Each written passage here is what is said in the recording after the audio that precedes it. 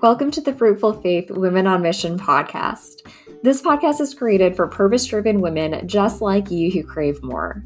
On the Fruitful Faith podcast, you can expect Christ-centered conversations that will help you to cultivate a life that you and He love. We'll be talking about topics that matter, topics that impact your everyday life. We'll talk about anything from how to transition with grace, to what to do when you're overwhelmed, to how to be content and joyful right where God's got you. It's going to be good. Let's dive on in.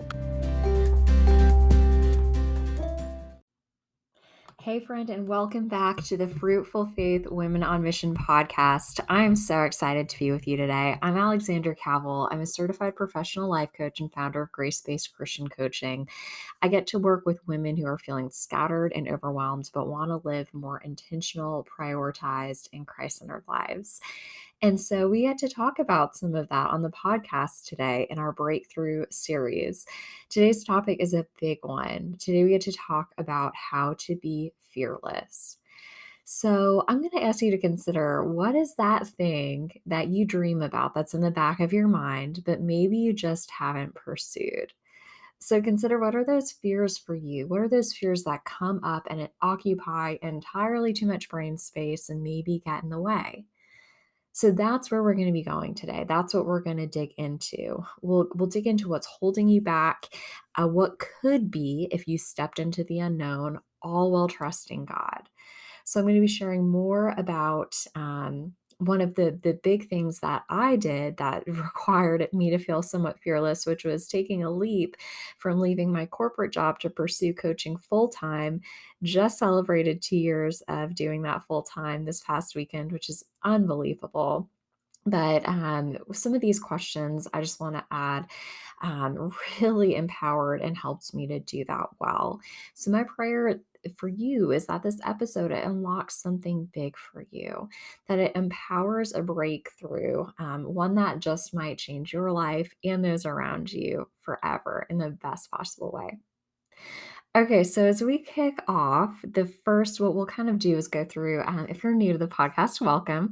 We're going to go through some powerful coaching questions. I'll walk you through those to really just help you unpack this topic of how to be fearless. So if you don't already, you might want to grab a pen and paper. So take that out, or even just use your notes app on your phone to just capture some of these ideas and next steps.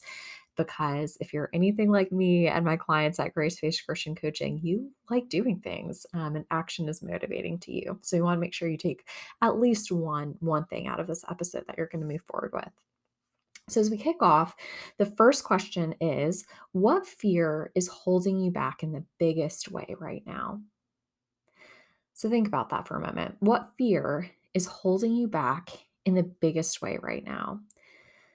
So it can be all sorts of things. And I know this from personal experience and from working with a lot of women on this topic. So maybe it's the fear of failure. Maybe it's the fear of, why do the thing if someone else already is doing it and is doing it great? Maybe it's the fear of, well, what are other people going to think? Perhaps it's the fear of not having enough time, that the thing isn't going to be feasible. Maybe it's the fear of not being good enough, and realizing that along the way. Or potentially it's the fear of, what if it does work? Maybe it's the fear of actually being successful, and can you handle and manage that? It can look like all sorts of things, but take a second to identify and consider, what is the fear for you that's holding you back in the biggest way. So one of my favorite quotes, that I just feel like I've been sharing so often recently, I don't know if you have something that's similar, comes up and then you just feel like there's so many instances to speak to it. But what that is, for me recently, is the quote, "What you focus on expands." So my question for you is, what is it that you are focused on? And is it something beneficial? Is it something that's serving you, serving your faith, serving those around you? Or is what you're focused on causing you to play small? So think about that. I challenge you to consider, what is this fear hijacking from your life? Yeah, what is it stealing from you, this fear? Get angry about that. Get fired up about that. Um, Sometimes what one of the elements I've learned in psychology and in change management, which is one of the areas that I'd worked in corporate HR prior to pursuing coaching, is that humans sometimes need to feel pain to change. So this is the invitation to explore that. Sometimes maybe even use the idea of FOMO here. What is the fear of missing out on something for you? And get really clear about what that thing is. What is this fear hijacking from your life? So, next, let's consider that if fear wasn't a factor, what would you do with your life? And even more importantly, what is God calling you to do with your life? So think about that for a moment. One of the best quotes that I've recently come across, it's from Corey Ten Boom, and she'd said that the safest place to be is in the center of God's will. Isn't that beautiful? The safest place to be is in the center of God's will. So amazing quote. I don't know about you. I almost feel as if my shoulders relax. I can exhale as I consider that quote. Just remembering that God, especially if He's leading you somewhere, He is there with you. He is equipping you. He is empowering you. Another fan favorite quote is that God, He doesn't call the equipped, but He equips the called. So if He is sending you somewhere, He has got you. There is no need to be fearful. You can lean on Him. So the next question for you, going off of that, is what would you say yes to if fear wasn't an issue? So perhaps it's a career change that you've considered. Or maybe it's a new hobby that you've daydreamed of trying, but just have not taken the first step. Maybe it's a trip that you've always imagined, but it just seems too big or too far away. Or maybe it's a conversation that you've been meaning to have, but haven't mustered up the courage to do so. Or it could even be a big fitness goal that you're seeing others do, you have a heart to do, but just haven't taken the first few steps. What would you say yes to if fear wasn't an issue? And if fear wasn't an issue, what would you no longer worry about? Maybe you could let go of what other people thought. Maybe you would no longer worry about whether you were going to succeed or fail because you know that you're going to either, perhaps you will succeed or you are going to grow in the process. Maybe you would no longer worry about what your backup plan would be. You can just be fully committed and present to that thing. And then take a second to think what is at stake if you don't pursue this big goal? So, what is it that you might be missing out on? What's at stake here? You've probably heard this idea before, but this is a really good time to just lean into that visual of you hitting 80 years old, several decades ahead perhaps, and reflecting back and thinking, if I don't do what, I'm going to feel some regret and sadness, and that breaks my heart, and it probably breaks God's heart too. So, what is that? Okay, we're about halfway through the episode, friends. I'm just going to take a moment to pause and share that if you're liking this episode, you may also love considering becoming a part of the Grace Based Christian Coaching email family if you are not already. So, we share our very best content over there and have incredible, incredible topics. I'm so excited to share with you lined up for the rest of this year, even into early next year. So if you want more content like this that is exclusive to the GSCC email fam, I would love for you to be a part of our email family. So what you can do to join is navigate over to gracebasechristiancoaching.com/subscribe. And hopefully we can see each other over on there. And you'll get an amazing freebie mini workshop when you join us, and some encouragement too. So hope to see you there. Okay, so hopping on back to the episode content. So we're just talking about what is at stake if you don't pursue the big thing. And now the question for you is, what is that something that you're really feeling called to commit to? My hope is that as we've dug deeper today, that it is just bubbling up.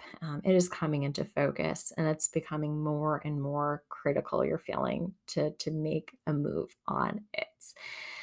So I'd encourage you to either say this thing aloud. You might feel silly, but see, you might also feel amazing after you do it. So try that. Say it aloud. Write it down. Just bring it into life in a bigger way than it is now. Make it real. So that's perhaps a step one. And then I encourage you to ground yourself in scripture. So that is always one of the very first best steps before taking action. So, like I had said, I'm kind of connecting this to one of the big things that personally I've had to work through fear in doing is leaving my corporate job. Amazing job, amazing team I was working for, amazing salary to try to pursue coaching full time. And that was not easy in the moment. But when you can see God leading you, and He's along with you every step of the way, you just know you know you feel convicted to do the thing. And so there are three main scriptures that really helped me personally in that time that I'd love to share with you in hopes that it will kind of set that groundwork and that firm foundation for whatever it is that you are looking to do next. So those three are first is John 15:5. I am the vine, you are the branches. If you remain in me and I in you, you will bear much fruit. Apart from me, you can do nothing. And so, just the idea of being connected with the Lord, not just in the beginning, not just before you get started, but along the way and every step of the way is so critical. And it will produce fruit, and you can rely on and rest in Him when you're connected to Him and abiding in Him. The next one is 2 Corinthians 12:9. It says, Power is made perfect in our weakness. So to me, what that thinks it makes me think is, when I'm weak, right, he is strong and he is put on display, especially and particularly when I'm stepping into an area that doesn't feel like it is in my wheelhouse. It is his opportunity to shine and to be glorified. And so I can celebrate that and rest in that and almost think of it as a fun adventure when I'm doing something outside of my comfort zone because I know that the Lord is with me and will work through me. And then another one, similar but different, is Philippians 4:13. I'm sure many of you are familiar with. I can do all things through Christ who strengthens me. And personally, what jumps out to me in this one is that we can do through Christ who gives us strength. So whenever I'm feeling paralyzed or stuck, I think about God and I think about using His strength and letting Him empower me to take action. So hopefully, perhaps one of those scriptures spoke to you too, and it's just going to give you life and fuel to move forward. So my advice for you too with this could be to let whatever the thing be, let it be more about serving God and serving others and less self-centered. And this is going to take the pressure off of you. This is going to increase the joy and just let it be a more powerful and probably even better experience than it could be otherwise. And then the last kind of concept is simple, but it's also a game changer as we think about moving forward through fear. So, kind of introduce it to you through a story. And this goes back to, goodness, the middle school years. And so, I don't know if any of y'all remember this too, but just thinking back into, I think it was seventh and eighth grade, particularly in language arts, you'd have to write a speech, you'd have to write a paper, and then you would need to talk about it in front of the class. And if you were anything like me, this absolutely terrified the little middle school you. It was torture. I remember in seventh grade having to sit back down. I couldn't even get through the entire speech because I was so incredibly nervous and insecure. And so that went with me from 7th grade to 8th grade and even years beyond that. But I remember coming back from lunch in 8th grade language arts, Mrs. Roll's class, and we were getting ready to kick off the class, give speeches, and she calls my name. And it was like I was a deer in headlights. I did not know that she had planned for me to share that day, and I was beside myself. So, had no time to get worked up, had no time to get nervous, went in front of the class and just read what I had written the best I possibly could. And wouldn't you know, after doing that, it wasn't that bad. And in fact, she asked me if I would be interested in participating in the oratorical competition. And believe it or not, guys, I did. She equipped me, she helped see things in me that I could not, and I ended up getting first place. One of my most proud accomplishments was from the 8th grade, first place in the oratorical competition. But all that to say, the big lesson here is I didn't have time to psych myself out for that first speech. I didn't have time to get myself nervous. I went up and I did the thing. And sometimes there is so much power in just doing it, right? Thinking of Nike, or even thinking of if you've heard of Mel Robinson, she has something that she calls the 5-second rule. And to my understanding, I have not, full transparency, have not read her book. But from what I understand about this rule, is that if you're starting to get nervous about something, you can give yourself 5 seconds to think about it, feel the feelings, and then just do it. So maybe that's something that you needed to hear. Maybe you need your just do it permission slip. Here it is being given to you. It takes a lot of the nerves out of it. It takes a lot of the extra time that oftentimes we just waste spinning our wheels and staying stuck in a really unhealthy mindset. So, what is the thing that you need to just do and give yourself the gift of just doing it this week? So sometimes it's all about growing faith too. That's one other thing I'll add.